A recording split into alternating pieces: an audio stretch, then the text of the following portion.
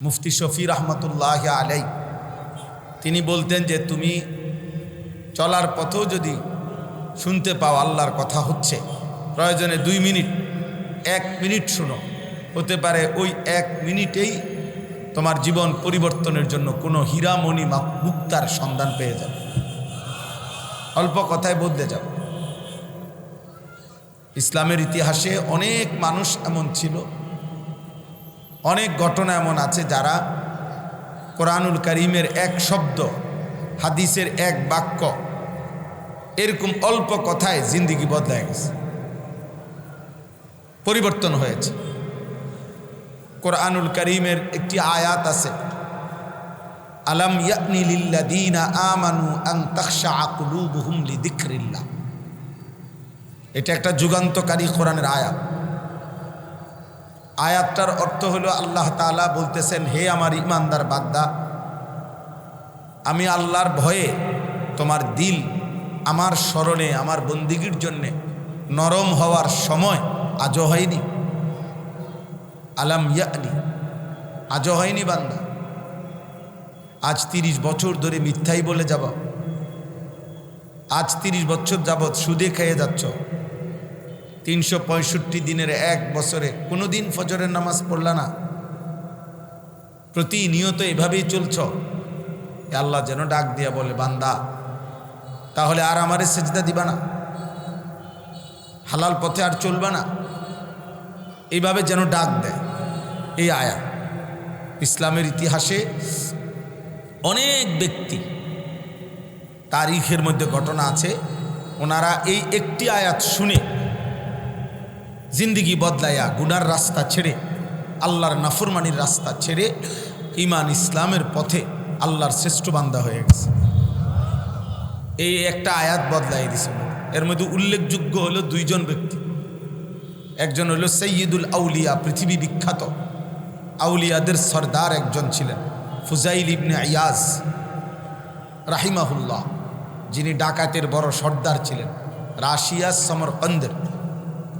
তিনি এই আয়াত শুনে রাত্রি গভীরে জীবন বদলে ফেলছেন এবং পরবর্তীতে আল্লাহর ঘর কাবার কাছে বাকি জীবন কাটাইছেন এবং ওই জামানার শ্রেষ্ঠ আল্লাহর ওলি হয়েছেন। এই আয়াত। আরেকজন হলো জগৎ বিখ্যাত মুহাদ্দিস কুলের শিরোমণিদের একজন, পৃথিবী বিখ্যাত মুহাদ্দিস হযরত আব্দুল্লাহ ইবনে মুবারক রাহমাতুল্লাহি আলাইহি, যার নাম সকলেই, বিশেষ করে কোরআন সুন্নাহর ন্যূনতম ইলম যারা শিখে ওনারা সবাই ওনার নাম জানে। হযরত আব্দুল্লাহ ইবনে মুবারক রাহমাতুল্লাহি আলাইহি, হাদিসের সব কিতাবে ওনার নাম আছে। তিনি দীর্ঘ 30-33 বছর যাবৎ উনি মদে আসক্ত, গান বাদ্য করতেন, অনেক বড় বিলাসী বাবার সন্তান ছিলেন, সম্পদশালী। একদিন এই মদে মাতাল এবং গান বাদ্যরত অবস্থায় আল্লাহর কুদরতে, আল্লাহ যাকে হেদায়েত দিবেন সেটাই ফায়সালা মালিকের, তো ওনার বাদ্যযন্ত্র উনি যেটা বাজাইতেন ওইটার ভিতর থেকে এই কোরআন শরীফের এই আয়াত বের হয়েছে, আওয়াজ ভাইসা উঠছে, আলাম ইয়ানি লিল্লাযীনা আমানু, হে ঈমানদার, আজও সময় হয়নি? আমাদের পৃথিবী বিখ্যাত বুজুর্গ শেখুল ইসলাম আল্লামা তাকি উসমানী দামাত বারাকাতুহুমুল আলিয়া হজরত, ওনার ইসলাহি খুতবাতের মধ্যে এই ঘটনা উল্লেখ করছে। তো আব্দুল্লাহ ইবনে মুবারক রাহমাতুল্লাহ বেহুশ হয়ে গেছেন, আর হুঁশ আসার পরে এই এক আয়াতের আহ্বানে গুনাহ, গান, বাদ্য, মদ, জুয়ার এই আসর ছেড়ে পরবর্তীতে জমানার শ্রেষ্ঠ মুহাদ্দিস হয়েছে। কোরআনুল কারীমের একটি আয়াত আছে, আপনারা যারা জুমার নামাজ নিয়মিত পড়েন, তো জুমার নামাজে দেখবেন ইমাম সাহেব খুতবা দেয়, যে খুতবার লাস্টে, দ্বিতীয় খুতবার শেষ দিকে একটা আয়াত পড়ে, অধিকাংশই ইমাম সাহেব ইবাদাল্লাহ রাহিমাকুমুল্লাহ এটা বলে আয়াতটা পড়ে, ইন্নাল্লাহা ইয়া'মুরু বিল আদলি ওয়াল ইহসান ওয়া ইতাইজিল কুরবা ওয়ায়ানহা আনিল ফাহশাই ওয়াল মুনকারি ওয়াল বাগি ইয়াইযুকুম লাআল্লাকুম তাযাক্কারুন। আল্লাহ তাআলা বলে, নিশ্চয়ই আল্লাহ তাআলা তোমাদেরকে ইনসাফ করার আদেশ করছেন, অপরের প্রতি অনুগ্রহ করার আদেশ করছেন এবং আত্মীয় স্বজনকে তাদের সম্পদ তাদের প্রাপ্য দেওয়ার আদেশ করছেন। এবং নিশ্চয়ই আল্লাহ তাআলা তোমাদেরকে যাবতীয় অশ্লীলতা থেকে নিষেধ করছেন, সমস্ত গুনাহ থেকে নিষেধ করছেন এবং আল্লাহর জমিনে জুলুম সীমা লঙ্ঘন থেকে নিষেধ করছেন। ইয়াইযুকুম, আল্লাহ নিজেই বলেন এই কথাগুলো আমি আল্লাহ তোমাদেরকে ওয়াজ করলাম, ওয়াজ করছি, লাআল্লাকুম তাযাক্কারুন, যেন তোমরা উপদেশ গ্রহণ করতে পারো। এই একটি আয়াত তাফসীরের মধ্যে আছে মক্কার জীবনে, রাসূলুল্লাহ সাল্লাল্লাহু আলাইহি সাল্লামের জীবনে অসংখ্য ব্যক্তি, কাফের ব্যক্তি এবং বড় গ্রুপ এই একটি আয়াত নবীজির জবান থেকে শুনে কালেমা পড়ে মুসলমান হয়েছে, কালেমা পড়ে মুসলমান হয়েছে এবং মাথা নোয়াইতে বাধ্য হয়েছে কোরআনুল কারীমের এই একটি আয়াতের সাথে। এই জন্য বললাম ভাই, অনেক সময় অল্প কথা মালিকের দয়ায় জিন্দিগি বদলায়, জীবন পরিবর্তন করে। হেদায়েত, ফায়সালা, পরিবর্তন, সিদ্ধান্ত, আর্থিক সংশোধন, জীবনটা আল্লাহমুখী, আখেরাতমুখী একটি সুন্দর জীবন, এটার মূল ফায়সালাটা আল্লাহর হাতে, সিদ্ধান্ত আল্লাহর হাতে। কোরআনুল কারীমের মধ্যে আছে আল্লাহ তাআলা বলেন, ওয়ামা আকসারুন নাসি ওয়ালাউ হারাসতা বিমুমিনিন। নবীজিকে বলছেন সূরা ইউসুফে, হে আমার বন্ধু, আপনি যদি প্রচণ্ড চান, আপনি ভীষণ চাইলেও মনে রাখবেন অধিকাংশ লোক মুমিন হবে না, মুমিন হবে না। ইবলিস শয়তান আল্লাহকে বলছিল যে আল্লাহ, আমি আপনার দরবার থেকে বিতাড়িত হলাম, তবে মনে রাখবেন আমি আপনার প্রতিটা বান্দার সামনে পিছনে ডানে বামে চতুর্দিক থেকে গুনার কুমন্ত্রণা দেব, দিয়ে আপনাকে বলে গেলাম ওয়ালা তাজিদু আকসারাহুম শাকিরিন, আপনার অধিকাংশ বান্দাই আপনার প্রতি কৃতজ্ঞ থাকবে না। আল্লাহকে বলছে সে। তো আমার বলার উদ্দেশ্য হলো যে অধিকাংশই আল্লাহ বলছে বন্ধু ইমানদার হবে না।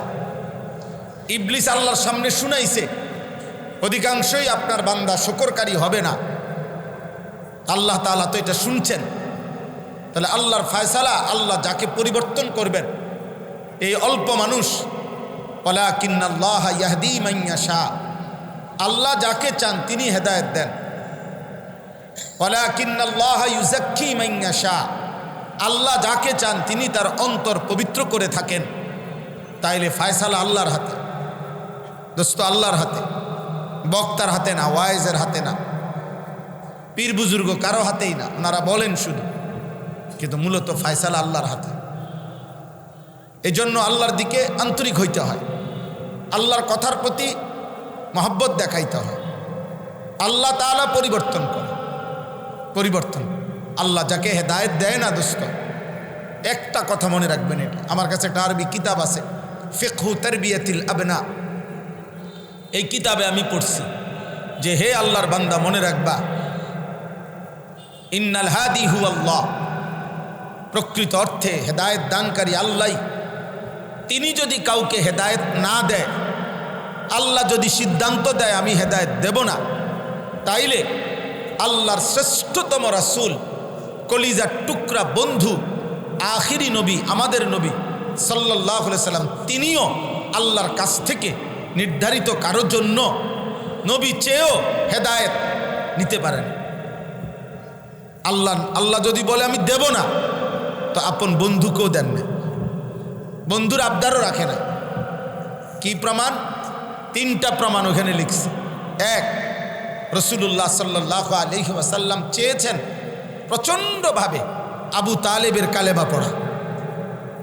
নবীজি সাল্লাল্লাহু আলাইহি সাল্লামের চাচা আবু তালেব যেন ঈমান আনে, এটা নবীজির ভীষণ তামান্না ছিল। 12 বছর বয়স থেকে 50 বছর পর্যন্ত 38 বছর একটানা নবী সাল্লাল্লাহু আলাইহি সাল্লামকে আগলাইয়া রাখছে আবু তালেব।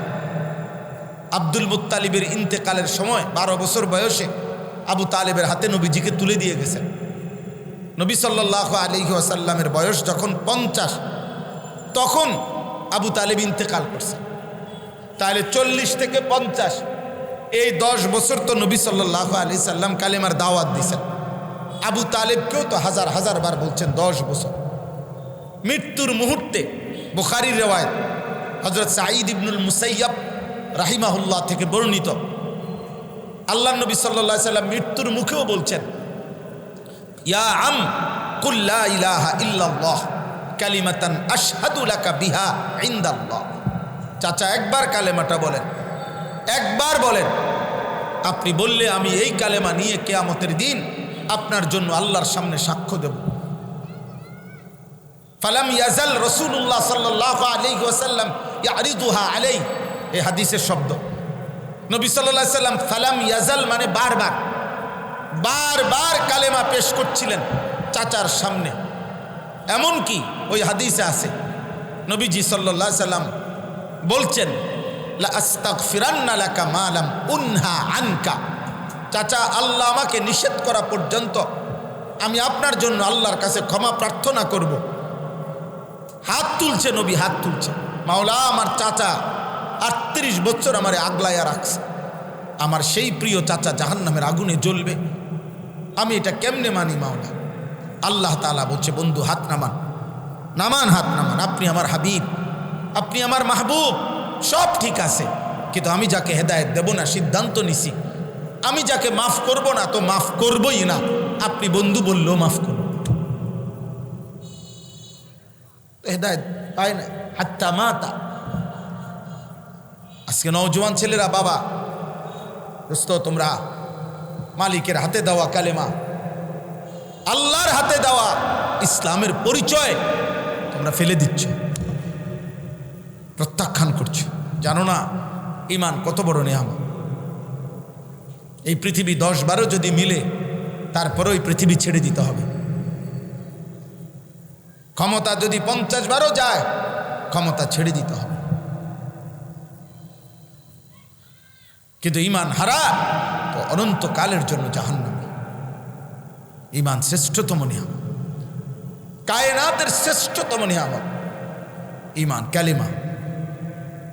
যাকে আল্লাহ দেয় নাই তার জন্য রাসূলুল্লাহ সাল্লাল্লাহু আলাইহি সাল্লাম চেয়েছেন, আল্লাহ বলছেন না। হযরত ইব্রাহিম আলাইহিস সালাম 70 বার তাফসিরে আছে আল্লাহর জন্য পরীক্ষা দিয়েছেন। ওয়া ইযিবতালা ইব্রাহিম রাব্বুহু বিকালিমাতিন ফাতাম্মাহুন্নার তাফসির আছে 70 বার আল্লাহ পরীক্ষা নিছেন। 70 বারই উনি সর্বোচ্চ উত্তীর্ণ হয়েছেন, গোল্ডেন A+ পাইছেন, 70 বারই পাশ করছেন। এত প্রিয় বন্ধু, আল্লাহ নিজে বলছেন ওয়াত্তাখাযাল্লাহু ইব্রাহিমা খলিলা। আল্লাহ বলছেন আমি ইব্রাহিমকে বন্ধু বানাইলাম। কিন্তু সেই কলিজার টুকরা বন্ধু ইব্রাহিমের মতো নবীও হাজার হাজার বার, লক্ষ বার চেষ্টা করছে, বলছে ওনার আব্বা আজরকে কালেমা পড়াইতে। এটা কোরআন শরীফে আছে।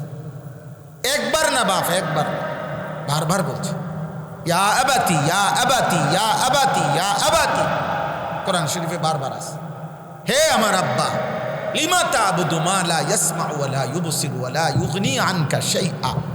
আব্বা আপনি এগুলো কি মূর্তির পূজা করেন?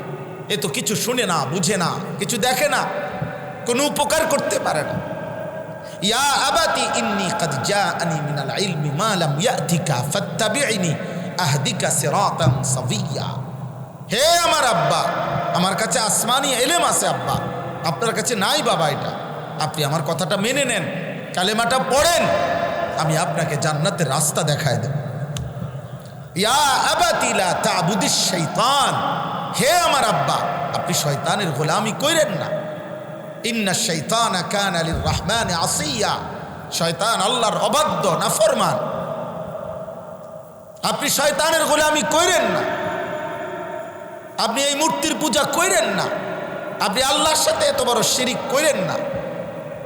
ইয়া আবাতি ইন্নী আখাফু আইয়ামাসসাকা আযাবুম মিনার রাহমান ফাতাকুনা লিশ-শাইতানি ওয়ালিয়্যা। আবারও বলছে, হে আব্বা, আমি দেখতেছি আব্বা, ঈমান ছাড়া কবরে গেলে আল্লাহর আযাব আপনাকে চারিদিক থেকে ঘিরে ফেলবে, আপনি কষ্ট পাইবেন না। এইভাবে বারবার বলছে, ইয়া আবাতি ইয়া আবাতি ইয়া আবাতি। আল্লাহ বলছে, কোরআন শরীফ আছে, ইব্রাহিম হাত উঠাইছে, ওয়াগফির লি আবি, আল্লাহ আমার আব্বারে মাফ করে দেন। আল্লাহ তাআলা বলছে, না না ইব্রাহিম, হাত নামান, আপনি আমার খলিল ঠিক আছে, কিন্তু আপনার বাবার ঈমান দেব না, দেব না তো দেবই না। কি বুঝেন কালেমা কত বড় নিয়াম।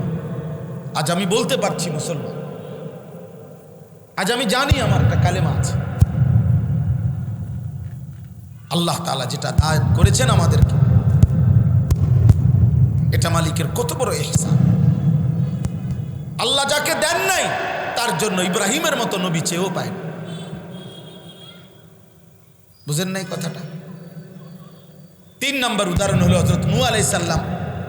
950 বছর, যিনি 950 বছর একটানা মানুষকে রাত দিন, লাইলা ওয়া নাহারা, রাত্রি দিন, তিনি ফালাবিসা ফীহিম আলফা সানা ইল্লা 50 আমান।